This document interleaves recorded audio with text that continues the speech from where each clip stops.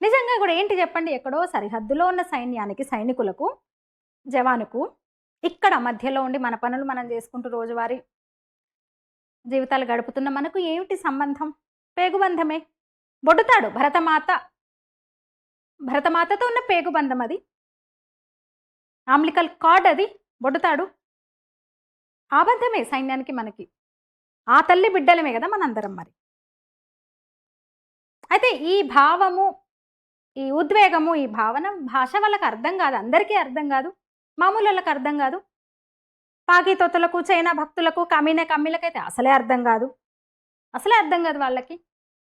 ఈ భరత నేల మీద పుట్టడమే అదృష్టంగా భావించే భారతీయులు అలా ఆర్మీకి, సైన్యానికి మేమున్నామంటూ రాసిన లేఖలన్నమాట అవన్నీ కూడా. అసలు ఎంత బాగుందో చదువుతుంటే. ఆ సందేశాలు, ఆ మెసేజ్‌లు చూస్తుంటేనే. ఆ వీడియోలో కొన్ని రిలీజ్ చేసింది ఆర్మీ.